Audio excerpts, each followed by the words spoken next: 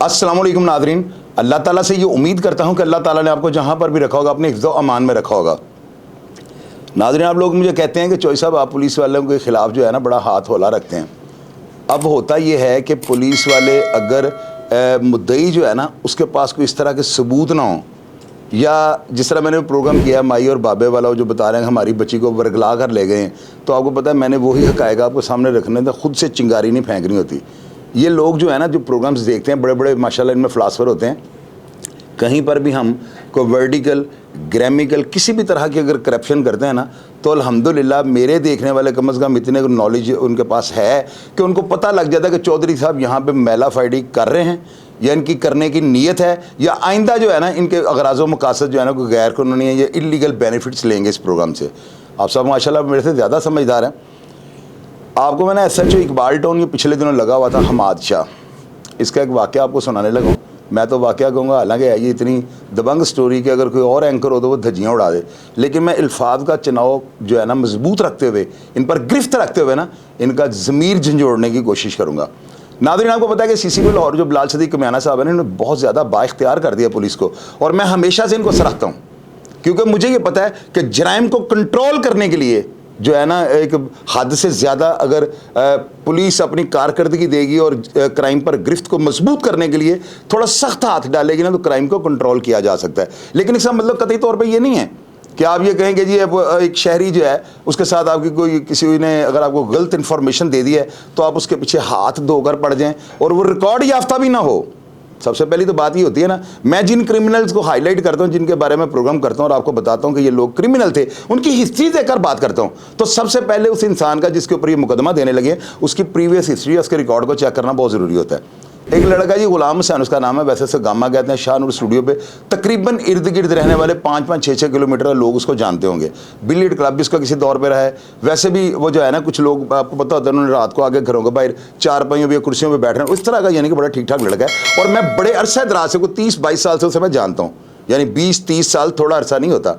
ये SHO आगे वहाँ पर लगता है तो अपने कार ख़ास जो है ना अनीस के जो है ना उसको बीच में डाल के जो है ना उस शख्स को जो है ये अरेस्ट करता है, यानी कि उसके ऊपर ना कोई रिकॉर्ड है, ना उसकी कोई क्रिमिनल एक्टिविटीज़ हैं, और ना ही कोई मोहल्लेदार इस चीज़ की तस्दीक करेगा कि वो बंदा क्रिमिनल है या क्रिमिनल एक्टिविटीज़ में जो है मुलव्वस होता है। उसको उठाते हैं, उठाकर उसके ऊपर एक FIR दर्ज कर देते हैं जुए की, और उसको हरासा करके जो है ना उससे 1 लाख रुपए ले लेते हैं। उसके बाद ये जो अनीस था इसका कार खास, ये अपने ही हाथ से उसका मोबाइल इस्तेमाल करके ना तो किसी अकाउंट में 85,000 रुपये जो है ना जैज़ कैश के जरिए जो है ना पैसे ट्रांसफ़र करता है, यानी खुद अपने हाथों से इसका फ़ोन इस्तेमाल करता है और आगे किसी अकाउंट में पैसे ट्रांसफ़र करता है जैज़ कैश के जरिए। तो नाज़रीन आप ये देखें कितना बड़ा अलमी है कि पुलिस वाले एक तो करप्ट यानी करप्शन कर रहे हैं, सरेआम कर रहे हैं, और एक ऐसी शहरी को जो है ना उसको हब्से बजा में ले जाकर उसको जो है हरासा करके गन पॉइंट पे भी हो गया ना कि उसको जो है ना उसको गिरफ्त में लेकर जो है ना उससे 1 लाख रुपए रिश्वत ले लेते हैं और 85,000 रुपये जो है ना उसके अकाउंट से वाया जैद कैश जो है ना ट्रांसफ़र कर लेते हैं। अब मैं CCP लाहौर साहब को ये पूछना चाहता हूँ, सर आपको चाहिए कम से कम इन काली भेड़ों का ना एहतसाब करें, महकमा के लिए जो है ना बहुत ज़्यादा बुरा अलमिया है ये कि आप जैसे दबंग जो हैं, और कैप्टन जो है DIG जो लगे हुए हैं CIA कैप्टन मलिक लियाकत, वो इतने मोटिवेशनल स्पीकर हैं, उनकी बात उनका लबो लहजा ये बताता है कि बड़े दबंग हैं। और आप माशाल्लाह आप एक हिस्ट्री रखते हैं, लोग आपको जानते हैं कि आप बड़े ताकतवर और आप अल्हम्दुलिल्लाह क्राइम के जो है ना क्राइम फाइटर हैं आप हकीकत में। तो सर इस तरह की जो काली भेड़ है, अभी वो ग्वालमंडी जाके लग गया है, 6-7 दिन से हो गए हैं। इस बंदे ने जो एंटी करप्शन के अंदर भी दरखास्तें दे दी हैं, लेकिन एंटी करप्शन वालों ने क्या करना है, एंटी करप्शन को मैंने बहुत ज़्यादा हमेशा फेस किया है। आप बाहर से पैसे लेते पकड़े जाएं और वहां जाके पैसे दे अपना मुकदमा क्लियर करवा लें।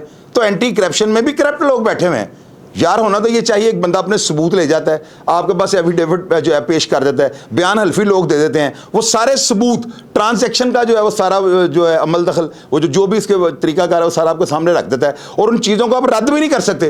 तो फिर डेटों पर डेटें, तारीख पर तारीख डालते जाना, ये रुसवा करने वाली बात है। तो इस बंदे के साथ क्या हुआ, किस तरह से ये उनके काबू आता है, किस तरह से वो इतनी दिलेरी के साथ ऑफ द रिकॉर्ड नहीं, यानी ऑफ रिकॉर्ड नहीं है ये, ऑन द रिकॉर्ड आपको ये सारी चीजें दिखाता है, वो प्रूफ करता है कि उससे पैसे किस तरह लिए गए, और जिस वक्त पैसे लिए जाते हैं ये पैसे हटाए जाते हैं क्योंकि उसको हिब्से बजा में रखा हुआ था, उसको गन पॉइंट पे जो है ना उसको मजबूर किया गया कि हमें ये रिश्वत दो। ये अपनी कहानी आपको सुनाता है और आपने इसके अल्फाज का चुनाव, इसकी सारी कहानी और मेरे सवालात को देखकर आपने अंदाजा लगाना है कि मैं झूठ बोल रहा हूँ। और मेरे भैया जहां पर ये कोई करप्ट पुलिस अफसर मेरे आगे चढ़ेगा तो मैं तो इसकी धज्जियां उड़ा के रख दूंगा। हमाद साहब आपने जो किया है ना, इस बंदे के साथ फौरन रब्ता कर लें और इसको पैसे वापस कर दें। ये पैसे आपको देने पड़ेंगे क्योंकि शाहिद चौधरी ऑफिशियल की जो टीम है ना, ये इंशाल्लाह ताला पूरी हकायक को जो है ना सामने रखने में बहुत ज़्यादा इनकी प्रैक्टिस है और मेरी एक्सरसाइज इन्हीं क्राइम के जो केसेस के ऊपर है। तो अभी जानते हैं कि इसके साथ क्या हुआ। भाई आप अपना पूरा नाम और अपना रोजगार का जो है वो आपका जरिया और आपके वसाइल और मसाइल क्या हैं इनके बारे में थोड़ी रोशनी डालें। आपकी रिहाइश कहाँ पे है? जी अस्सलाम वालेकुम चौर साहब, मेरी रिहाइश है इलामा इकबाल टाउन में जीनत ब्लॉक। जोहर टाउन मेरी वर्कशॉप है, गाड़ियों का काम करता हूँ मैं। तो ये हमाद शाह साहब हैं, SHO लगे थे सब्ज़ादार। 2022 में तकरीबन 10वें 11वें महीने में मुझे इसने सड़क से पकड़ा है और जाते ही मेरे पे जुए का पर्चा दे दिया। तो फिर ये 2023 के पहले दिन ही, जो साल का पहला दिन है, फिर इसने मुझे पकड़ के फिर जुए का पर्चा दे दिया सब्ज़ादार। अब ये लगा इकबाल टाउन आके, मैं रात को तकरीबन कोई 1 सवा 1 का टाइम था, 16 तारीख की रात को। तो मैं उधर अपनी दोस्त की वर्कशॉप के बाहर बैठा था, ये 2 गाड़ियों पे आए हैं तो मुझे उधर से ले गए उठा के थाने। उधर जाके ये काफ़ी बदतमीज़ी भी इसने की है मेरे साथ। तो कभी कह रहा था मैं मंशियात का पर्चा डालूंगा, कभी ये कभी वो। मेरे ये आते ही ये दोनों मोबाइल इसने पकड़ लिए और ये मेरा बैग ऐसे पूरे का पूरा बाइक इसके पास था मेरा। तो ये मुझे कहता जी मुझे 3 लाख रुपया दो। चोर साहब मैं को कुछ करता ही नहीं, वर्कशॉप है मेरी, मैं किस चीज़ का 3 लाख दूँ। ये मुझे डराता रहा, मेरे बच्चे पढ़ रहे हैं अच्छे लेवल पे, तो मुझे तो उनकी टेंशन थी। मैंने इसको मिन्नत तरला किया, इसने कहा जी मुझे लाख रुपया दे दो, मैं पर्चा नहीं तुम पे देता। लाख रुपया इसके जो कारे ख़ास है अनीस, उसने लाख रुपया मुझसे लिया है। 90,000 रुपया अनीस को दिया, 10,000 रुपया हमाद शाह ने मेरे इस बैग में से निकाला है। बैग दिखाएं जरा। ये बैग है मेरा चोर साहब। ये बैग उस वक्त पास था? जी ये मेरे पास ही था बैग। ये मेरे को गाड़ियों के पेपर वगैरह होते हैं, को गाड़ियों का सेल परचेज का काम करता हूँ मैं। सेल परचेज भी करते हैं आप? हाँ, तो ये उस वक्त बैग मेरा उसने रख लिया 16 तारीख की रात को और लाख रुपया लेके इतवार वाले दिन सुबह इसने मुझ पे पर्चा दे दिया जुए का। अकेला मैं बंदा हूँ, ये एक मेरा दोस्त था वहीद, इसको भी पैसे लेके उसने छोड़ दिया और इतवार वाले दिन मेरे अकेले पे पर्चा दिया है, मुझे अदालत पेश किया है। वो मजिस्ट्रेट साहब ने वो पर्चा खारिज कर दिया है मेरा। तो मैंने वापस आके अपने मोबाइल मांगे हैं, ये बैग वगैरह सामान इससे लेने गया हूँ।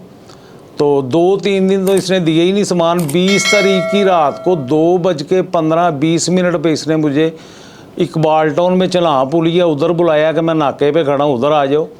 उधर नाका ख़त्म करके ये अपने फ्लैट पे लेके गया। उधर इसने मुझे ये मेरा बैग दिया और दोनों मोबाइल।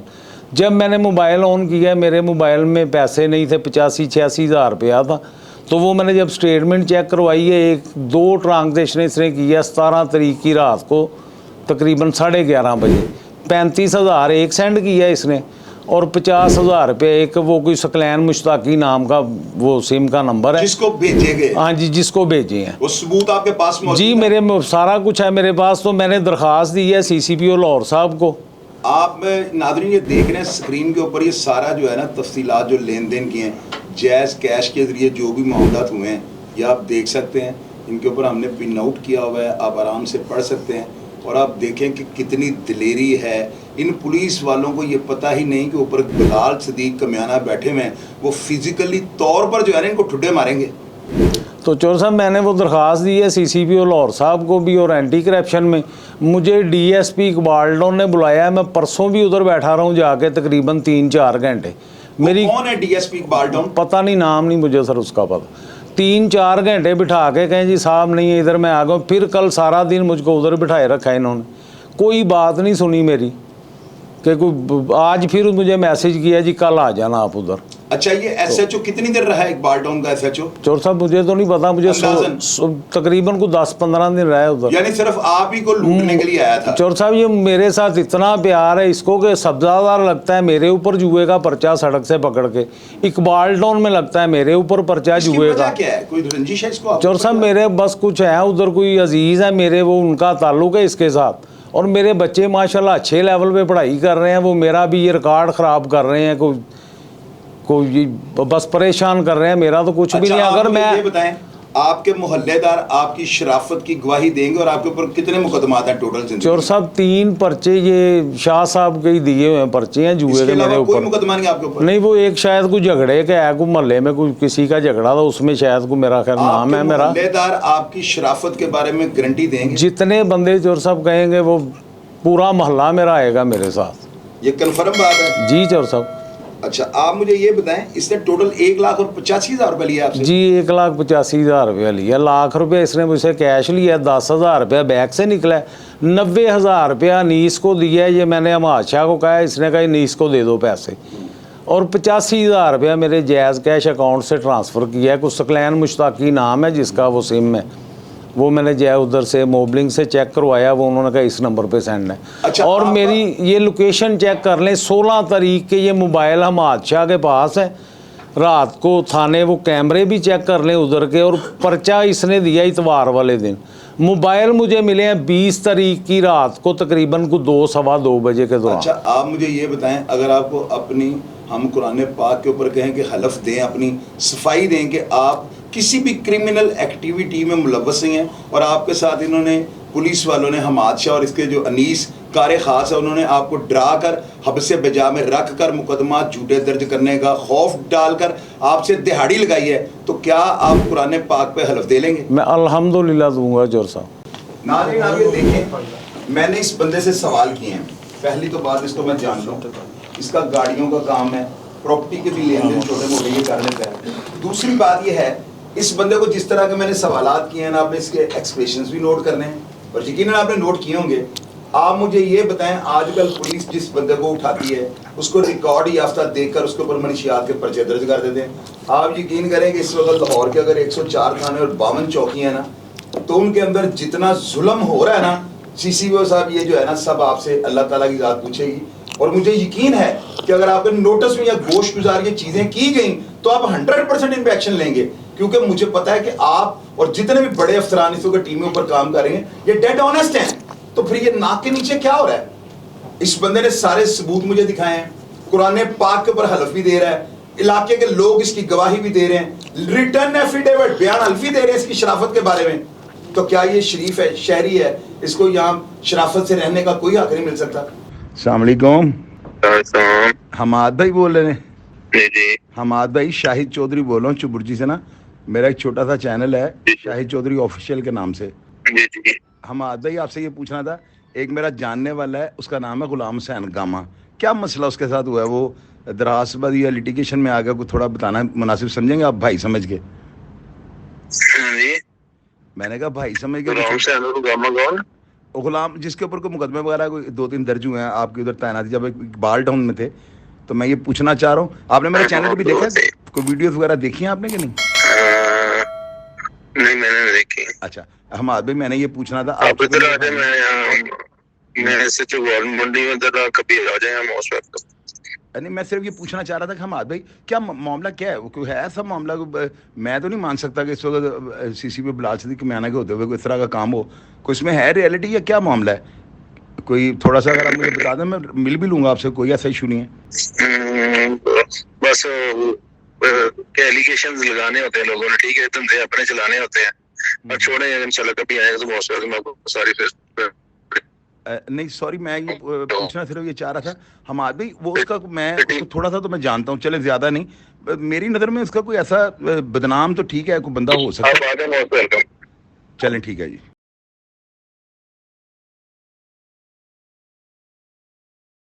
अगर उसका पुराना ताल्लुक इनके साथ है, यानी मिसाल इसके कोई अजीज हैं और उनकी वजह से जो है ना, यानी कि ये उनकी बातों की वजह से जो है ना, इसके ऊपर झूठे मुकदमात का सिलसिला शुरू कर दिया। एक बंदे के ऊपर 4 मुकदमे दर्ज हो गए हैं और वो कसम खाकर कहता है कि मैं बेगुनाह, मैंने तो कभी ऐसा काम ही नहीं किया।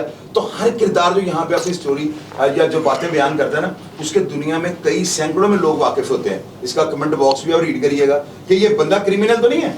अब ये कह रहा है मैं शरीफ आदमी हूँ, मैं भी इसकी बात को मान रहा हूँ चूंकि मैं इसे जानता हूँ, लेकिन कमेंट बॉक्स जो है ना, ये खुली किताब होता है, जरूरी से रीड कीजिएगा और आप खुद जान लेंगे कि ये बंदा शरीफ है या कैरेक्टरलेस आदमी है। तो अगर ये बंदा शरीफ है और ये साबित हो जाता है तो फिर इसके केस का फैसला भी होना चाहिए ना। या हम आज जो है ना, इस तरह की काली भेड़ें, कोई भी बंदा शरीफ आदमी, मेरे जैसा बंदा एक SHO के ऊपर इल्जाम नहीं लगा सकता। तो डेफिनेटली अगर एक शरीफ आदमी बड़ा दबंग तरीके से बैठ के यहाँ पे प्रोग्राम कर रहा है उसके खिलाफ, तो वो मजबूत होगा और उसके साथ ज्यादती नहीं होगी। इसका अजाला होना चाहिए। मेरा प्रोग्राम देखकर कमेंट बॉक्स में अपनी राय से आगाह कीजिएगा। प्रोग्राम देखकर अगर आप अपने कोई भी ऐसे ख्यालात जो आइंदा प्रोग्राम करने में मेरी रहनुमाई कर सकें, जरूर शेयर किया करें। अपना ढेर सारा ख्याल रखा करें। पाकिस्तान जिंदाबाद।